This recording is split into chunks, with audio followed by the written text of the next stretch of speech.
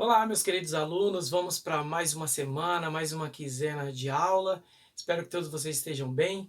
Conseguimos fechar aí, né, nessa loucura de quarentena, trabalhando em casa, estudando em casa, não está fácil para ninguém, né? Mas 90% aí a gente conseguiu ter notas, fechamos o primeiro bimestre, com alguns com muitas dificuldades, outros com mais facilidade, né? Então não está fácil trabalhar em casa. Acredito também que não esteja fácil estudar em casa, mas nós vamos levando e vamos conseguir aí. Vamos entrar então no segundo bimestre. Semana passada eu trabalhei com vocês um pouco sobre a Segunda Guerra Mundial. Alguns alunos gostaram pra caramba do texto interativo, então tinha um texto com tópicos para vestibular, e aí tinham links então para você poder entrar no vídeo e assistir, que nós falamos um pouco sobre a Segunda Guerra Mundial, né? E aí foi semana também de conselhos, muita correria, mas agora vamos continuar. Então agora a gente vai entrar na Guerra Fria, para a gente poder fechar essa Guerra Fria e então entrar na história do Brasil. Vamos ver um pouco aí a importância também da República no Brasil, né? Então a gente vai novamente para a Europa e a gente volta depois na outra semana para falar do Brasil, tá bom? Então fechamos aí a Segunda Guerra Mundial. Ela foi considerado revanchismo alemão e italiano, principalmente alemão. Hitler, que era soldado, agora se torna um grande líder do Partido dos Trabalhadores alemães. Acaba fortalecendo, tenta dar um golpe, não consegue, acaba sendo preso, acaba escrevendo um livro chamado Mein Kampf, chamado então em português aí Minha Luta, e muita gente leu, gostou das ideias dele, das ideias das ideologias nazistas, então ele sai e ele consegue chegar ao governo, dá um golpe e acaba se tornando ali, estando no poder. E aí com esse poder, então, Hitler acaba aproveitando que os Estados Unidos está tentando resolver sua própria crise ali de 29, então ele acaba desenvolvendo, então, bastante ali a força. Desculpa, a minha filha deu uma mexida aqui no celular, balançou tudo. Então, a Alemanha rapidamente se reconstrói. Hitler pega uma força muito grande, né, com os seus ideais aí nazistas, acaba linkando isso aí também com os governos nazifascistas, né, com os governos fascistas. Então ele vai se fortalecer aí e também acaba alinhando com o próprio fascista também ligado às ideologias fascistas, também o Japão. Então ali formam os aliados, né? Então fica linkados aí então Alemanha, Itália e Japão. Do outro lado então, chamado então de eixo, vai ficar então a Grã-Bretanha, né? Que a gente chama às vezes aí de Inglaterra, mas é bom sempre estar lembrando que é uma união de países, né, de reinos, então a gente chama, o mais correto você vai encontrar em vestibular como Grã-Bretanha, a França, a União Soviética continua na parceria e os Estados Unidos entra logo depois. Com a força dos Estados Unidos, Hitler vai vencer, vai dominar. Por exemplo, Stalin não esperava, né, não acreditava que Hitler ia invadir, invade a Polônia e forma a Segunda Guerra Mundial, mas Stalin não esperava eles invadirem, então, a União Soviética, mas com um projeto chamado Barbarossa, né, eles acabam então invadindo, Stalin não esperava, e aí Hitler vai ganhar muito território, muitas partes além da Polônia, vai dominar parte do norte da França, vai dominar a parte então também da União Soviética e começa a dominar. Depois, com o Pearl Harbor, com a invasão de Pearl Harbor em 41, os Estados Unidos acabam entrando, aí o eixo vai ter os aliados, o eixo vai ter uma força maior, desculpa, então acaba dominando aí, tendo uma força maior, e aí perde a batalha de Stalingrado, os alemães nazistas, e aí então é só um projeto que começa a virar um rolo compressor por cima da Alemanha. A Itália não aguenta muito. É bom lembrar que o Brasil também mandou mais de 25 mil aí soldados, e o Brasil saiu muito bem nessa guerra, apesar do frio, apesar de parte do exército ter enviado aí, que tem uma história que foi enviado com uniformes de verão, mas o Brasil saiu muito bem nessa guerra, os 25 mil aí, acabou então fortalecendo e ajudando aí essa união do eixo. E aí então, aí depois tem o dia D, que aí finaliza mesmo a guerra ali, é o cessar-fogo, mas aí devemos lembrar que acaba continuando, a Alemanha perde, Hitler acaba se suicidando aí, como se coloca na história, mas aí ainda é o cessar-fogo, mas ainda tem um grande problema ainda com o Japão. Os Estados Unidos tem um grande problema, como o Japão atacou Pearl Harbor, agora a ideia é lançar também para acaba lançando a bomba de Hiroshima Nagasaki nuclear e vai matar uma quantidade imensa de pessoas. Essa guerra ela foi violenta, essa guerra ela marcou toda a humanidade e nos marca até os dias atuais, né? A quantidade de pessoas que morreram, mais de 8 milhões de pessoas morreram.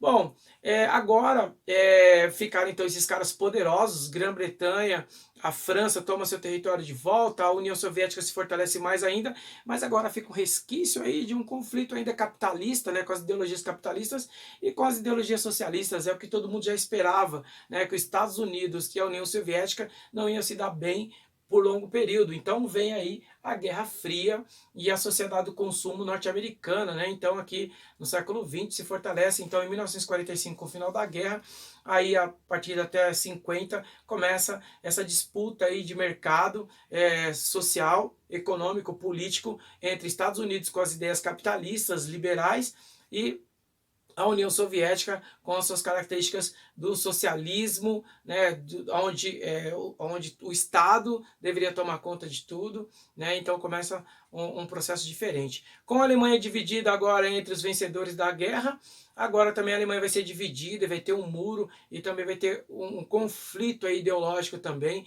um marketing muito grande dos dois lados, agora com esse conflito chamado Guerra Fria que a gente vai ver aqui então. Beleza? Então vamos lá, Guerra Fria, de 1947 aí a 89, que é o final do poder da União Soviética, né? O Gorbachev vai fazer aí essa transição, foi muito inteligente, fez a transição do socialismo para o capitalismo, que é o que a Rússia volta a ser Rússia, que a Rússia é hoje, né? Então até 89 também a queda do Muro de Berlim, etc. Então, quero citar aqui uma frase do Aaron, né, que ele vai dizer o seguinte: a paz é impossível. Um grande cientista humano aí das ciências sociais. Então ele vai dizer o seguinte: a paz é impossível, a guerra improvável, que dá já um conceito da Guerra Fria, porque ela foi uma guerra ideológica, né? Voltada totalmente para a ideológica.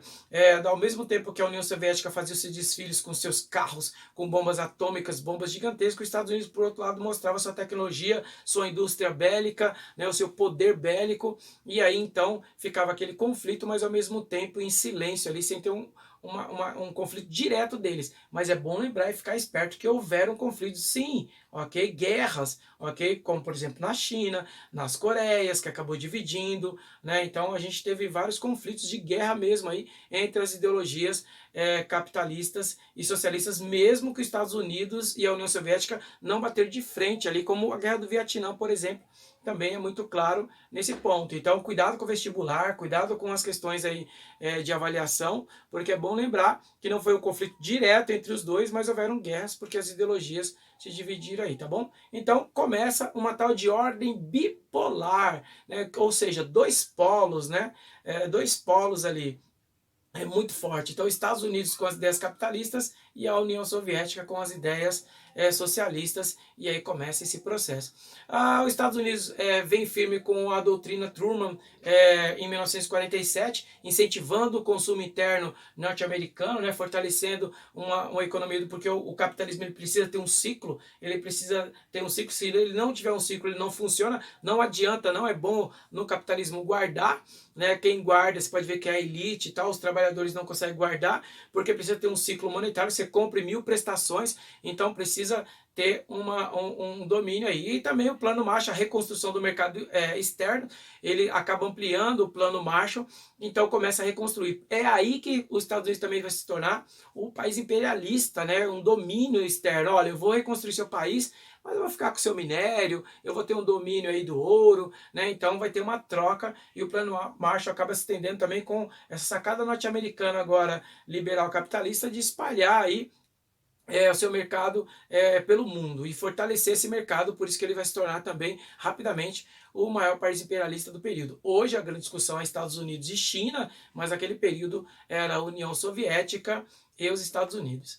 Bom, a formação das alianças aí, então começa a surgir as alianças, a primeira delas aí forte é a OTAN em 1949, mas é como a Guerra Fria, a União Soviética não vai ficar atrás, criando também o Pacto de Varsóvia, em 1955, linkando uma na outra. Então, começa essas organizações, essas alianças políticas e econômicas, de um lado capitalista e, claro, do outro lado também comunista, vai se fortalecer com o Partido Comunista se espalhando pela região da Ásia também, ok? E chegando até a África. Aí vai ter a Guerra das Coreias, esse conflito de 50 a 53, né, o primeiro conflito localizado com a ideia da Guerra Fria, como eu falei, não descaradamente norte-americana e soviética, mas ao mesmo tempo vão ter a divisão. E aí também já vai surgir o primeiro muro ali, que até hoje é uma grade, eles conseguem se ver do lado do outro, mas aí já começam essas divisões aí do comunismo. E claro, aí depois vão ter golpes, né? A característica de comunismo e ditadura da China, das Coreias, do Vietnã, é bem diferente do que aquilo que esperava com realmente ideologias ali socialistas, né? Comunistas. Vai ter uma coexistência pacífica aí também da União Soviética e a China. Mao Tse-tung, ele também vai querer ter uma visão dele, vai começar a vender para os países capitalistas. Aí também é bom a gente pensar que Stalin, ele morre, né? Então Stalin vai morrer, quem assume é o Nikita Khrushchev, e o Nikita Khrushchev, até no discurso dele, ele vai falar sobre isso, ele vai fazer a desestalinização da União Soviética, ou seja, tirar aquele governo duro, radical, né, terrível, do terror de Stalin, que matou muita gente, apesar de ter desenvolvido bastante a União Soviética. Então começa a passar por esse processo aí que Gorbachev vai fazer, depois vai completar e chega na década de 80 para 90, já não é mais União Soviética, acaba essas ideologias socialistas comunistas e é o que é hoje totalmente capitalista, né? E a China, com essas características, também vai romper já com esse processo de desestalinização e criando seu próprio governo. Você pode ver que até hoje a gente fica confuso, há uma grande discussão aí do que a China é. É comunista, mas escraviza seus camponeses, né, idosos, ao mesmo tempo vende para países capitalistas, já é a maior economia do mundo, já passou Estados Unidos, mas ainda não conseguiu chegar no mundo todo. Então, essa desconstrução aí da ideia comunista socialista já começa nesse período e já tem esse rompimento da China e da União Soviética também em 59, já cada um tendo a sua característica aí, ideologia de comunismo, socialismo e de partido comunista. Bom, os Estados Unidos fica preocupado com a invasão comunista também, e aí surge Joseph Market, né, que ele vai fazer então o tal do marcatismo, a gente vai trazer como marcatismo, né, que inicia nos anos 50 com a campanha anticomunista, né, até a Disney, muitas foram perseguidas e questionadas por fazer campanhas do Partido Comunista, ideologia comunista nos Estados Unidos, e essas pessoas serão perseguidas, presas e etc. Mas é bom lembrar que a União Soviética também vai ter essa perseguição com os ideais capitalistas ali dentro, sempre observando o que está sendo construído. Por exemplo, quem vai estar ligado aos Estados Unidos é a CIA, e lá dentro da União Soviética, e depois se espalha pelo mundo também, é a KGB. Né? Então, começa a expansão, cultura do consumismo, né? Até hoje você pode ver que nós somos consumistas, a gente consome, às vezes nem usa ou nem precisa daquilo, mas acaba surgindo essa força da cultura jovem, né? As gerações Bob Boom, então começa a surgir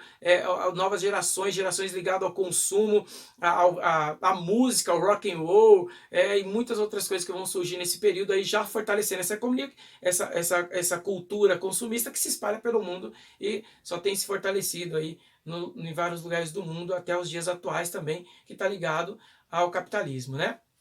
Bom, e aí vai ter umas disputas importantes na Guerra Fria, que já vai entrar também o trabalho de vocês aí dessa quinzena, né? Então, ó, vai ter uma disputa muito grande aí dos dois lados das ideologias e do conhecimento e da ciência. Então, a indústria química norte-americana vai desenvolver demais e vai se espalhar pelo mundo. Olha que o Brasil é hoje, né, também ligado a essa cultura fortemente da indústria química, claro que também a União Soviética. A corrida espacial, os dois lados também vão ter fortemente essa corrida. A corrida armamentista, né?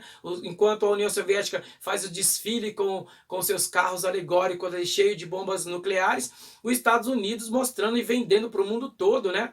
A sua força nuclear também, as suas armas, forte tecnologia armamentista. A tecnologia também dos dois lados, demonstrando muita tecnologia, computadores, desenvolvimento de comunicação também vai ser muito forte.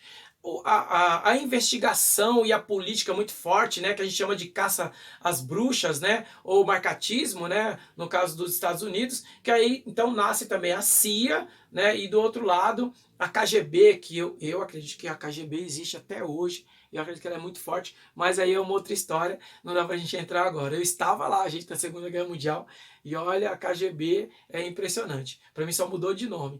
Então, a economia também, a discussão da economia, enquanto as ideias comunistas socialistas ainda da União Soviética estava tudo na mão do Estado, do outro lado, o Estados Unidos vai dizer, não, não, a economia precisa ser liberal, precisa ser livre, os empresários precisam ser livres, e o capitalismo se fortalece com fusões, a fusão, o domínio, o monopólio, né, acaba se fortalecendo, e aí também começa a surgir o termo aí do neoliberalismo, né? A Alemanha é dividida também, que é outro grande ponto aí para essa discussão, essa disputa entre Estados Unidos e União Soviética. De um lado, então, acaba ficando comunista, socialista, e do outro lado, então, fortemente capitalismo, né? Tem alguns testemunhos que eu já vi, tanto na faculdade também, na internet está cheio disso, de pessoas testemunhando que eles olhavam do lado comunistas para o lado capitalista, olhava aquele por cima do muro, nas montanhas, nos pontos mais altos, e via tudo iluminado, símbolo do McDonald's, coisas lindas ali, enquanto do outro lado, quem estava do lado capitalista olhava aquele lado comunista tudo escuro, né? E aí falava, nossa, é muito ruim, até hoje ainda, essa força do marketing dos dois lados ainda é muito forte. Claro que o capitalismo acaba vencendo em alguns pontos aí e se espalha pelo mundo, e o comunismo ainda é uma grande discussão, o socialismo ainda é uma grande discussão, e mudou muito, né? E ainda há uma discussão muito sobre isso. Bom, então é isso que eu queria passar para vocês poderem entender aí, né, sobre a Guerra Fria, uma guerra ideológica que se espalhou aí, vai até a década de 90, muito forte, e a gente tem resquícios de tudo isso ainda, apesar do capitalismo ter tomado a frente em todos os aspectos, tanto que a China comunista vende para países capitalistas, e a gente tem muita discussão sobre isso. Bom, sobre então nossa atividade, né, então nós vamos, depois eu melhoro essa fala para vocês na nossa live, nas nossas reuniões, tá, que sempre acontece nas segundas aulas, na segunda aula. Então, vamos discutir um pouco aí sobre a nossa atividade. Então, eu quero um trabalho escrito, né? Então, o trabalho escrito, capa, conteúdo, conclusão, bibliografia, é muito importante ter tudo isso aí, né, que é um trabalho escrito. Lembrando que os conteúdos acabam ficando muito parecidos, né, apesar que você vai decidir escolher o tema, mas é importante que eu quero que vocês coloquem uma boa conclusão. Como eu fiz nos outros trabalhos, eu vou avaliar, né, ali o seu trabalho, ele tem que ter isso aí, né, para você ser avaliado, você vai ter que ter capa, conteúdo, conclusão, bibliografia, mas a avaliação, assim, a nota, o conceito aí, a menção, ela vai estar ligada também, boa parte, na sua conclusão. Então, faça uma boa conclusão. Professor, o que é conclusão? É uma resenha, é uma opinião crítica daquele fato histórico que você pesquisou, né? Então, é essa a ideia. Professor, qual é o trabalho? O trabalho é simples, é um trabalho escrito.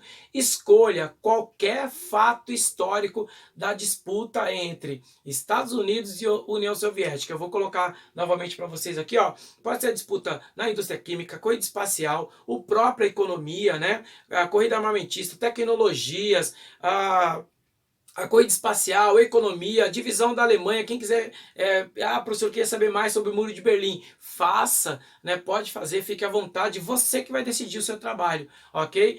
Você vai escolher aí, coloca lá toda essa disputa, as principais disputas, as disputas entre Estados Unidos e a União Soviética na Guerra Fria, vai aparecer muitos conteúdos. Eu acredito que você já gosta de alguns conteúdos, principalmente no terceiro ano, vocês estão com foco no vestibular, faça aquilo que interessa a você e que efetivamente também está ligado para o vestibular. Então você fica à vontade, pode escolher qualquer área dessa disputa até a década de 90, pode falar até da queda do Muro de Berlim, todo o processo aí, e aí faça um bom trabalho, tá bom? Então esse é o trabalhinho de vocês, e a gente então depois, numa aula na nossa live, a gente fala mais um pouco sobre isso, tá bom? E quem ficou com dúvida ainda, ou volte um pouco aqui a aula, ou pode me perguntar lá na aula, na nossa live. Fechou, galera? Então é isso, espero que vocês tenham entendido esse resuminho, porque com vídeo a gente tem que ser bem mais curto, e aí a gente vai trabalhando isso durante a aula, na sala de aula, beleza?